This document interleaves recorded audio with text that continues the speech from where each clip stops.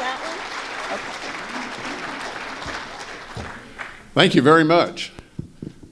You want to help me get this? You ready? Yep. You need that right way. And let me start by, because I didn't join the group a minute ago, thank you.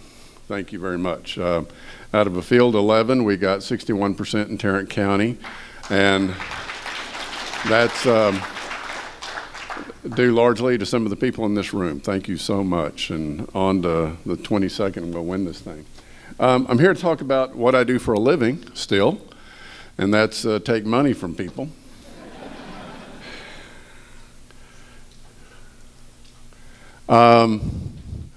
We have a large tax office. You probably know that. We're the third largest county, so we have the third largest tax office. We're the third busiest office in motor vehicle work, and that's the most intense part of the office. And in property tax, a lot of people don't know this, but we have more property tax accounts than anybody in the state of Texas. We passed Harris County back in 2015 because of all the minerals. And that's a big deal in the Tarrant County Tax Office. In a 4-year period, starting right after I came in May of 2011, we more than doubled the number of tax accounts in Tarrant County due to minerals. Okay, I collect over $3.5 billion a year for over 70 entities. That's most of the taxing units in Tarrant County, with the exception of the City of Grapevine, City of Colleyville, and Grapevine-Colleyville ISD, because they all share a tax office and have for many, many years. I'm going to talk mainly about the appraisal district tonight. There's a lot of confusion among people generally. All of you are better informed about these things than I would say most people are. A lot of people think we're all one, tax office and the appraisal district. We're not. We are kind of joined at the hip because we have to, by law, take whatever data the appraisal district gives us to do our work in the tax office. But the important thing is the appraisal district, they set the value for all property. They grant all the exemptions, okay?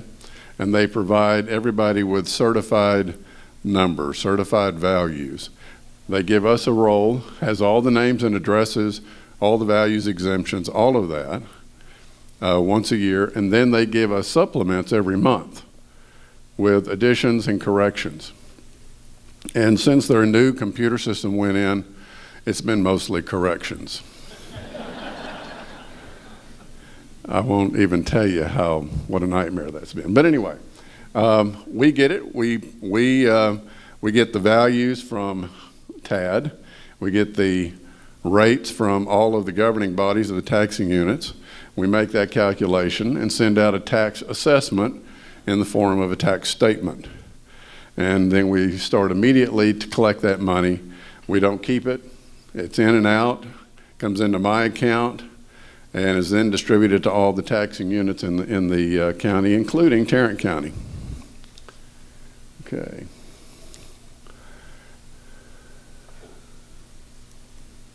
Now, this is very important because everything that's done in the appraisal office and my office is all done in accordance with state law, and there's a specific calendar we all follow. What's important to you is this.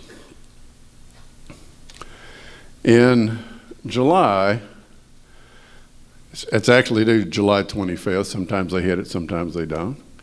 The appraisal roll, which has all the certified values, is due. And the appraisal district sends that to me, and they send it to all of the taxing units.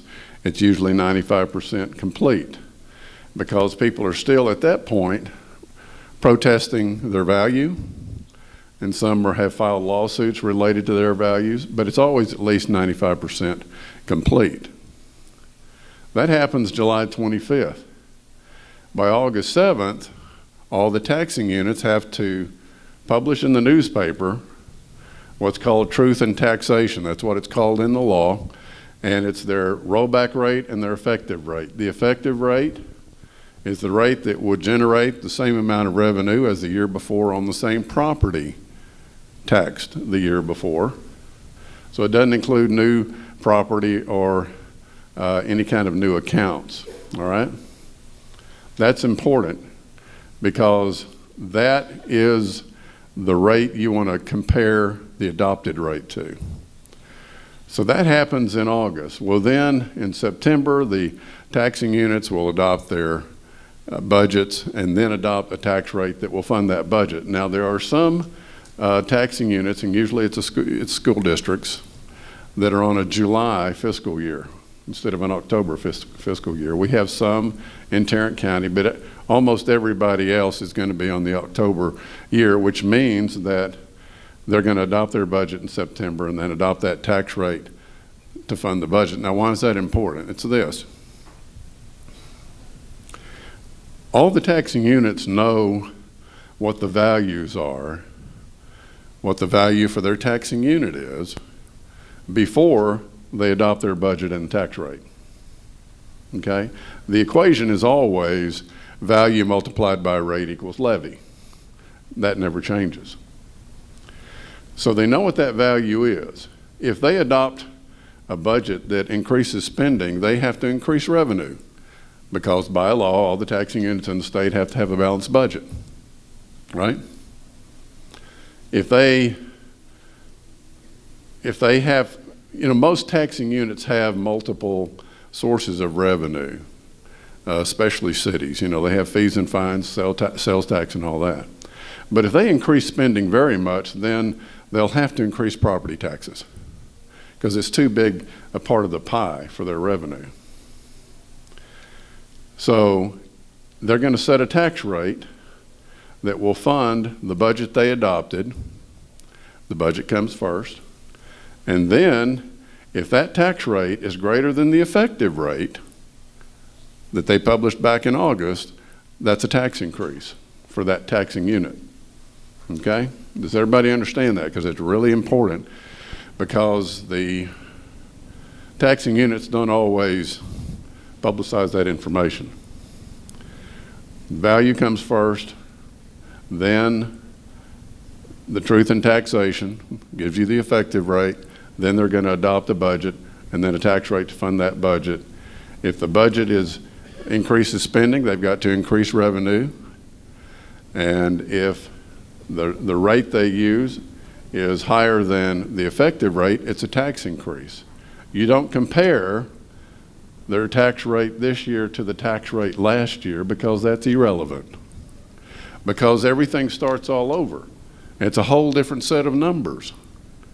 You're going to have a different budget, you're going to have different values, and so adopting the same tax rate as the year before really doesn't mean anything. What you want to compare the adopted rate to is the effective rate, all right? Okay. Now, the board of directors, appraisal districts are kind of like shadow governments in a way because they operate. The meetings are open to the public and all of that. Nobody ever comes. And they do their business. It's usually, they have to by law meet quarterly. Tarrant will normally have at least 10 meetings a year, sometimes less. We're not going to have another meeting till May because they tell me there's really nothing to discuss. But they're composed of 5 members, generally. They can expand that, okay? But the governance of the appraisal district are people that are appointed by all the taxing units. And the taxing units have, their vote is weighted based on the amount of levy they have, the amount of taxes they have. Consequently, the big votes are City of Fort Worth ISD, City of Arlington, Arlington ISD, Tarrant County, okay? They have a lot of vote. Different taxing units can combine their votes, and they do that. For example, where we are, Northeast Tarrant County always has 1 member on the board, and that's because the taxing units up here combine their votes to get 1 member from Northeast Tarrant County. And I'll tell you, Mark Wood is your representative on the board right now, and he's one of the best. He's one of the best because he asks a lot of questions. He's engaged. more so than some of the others.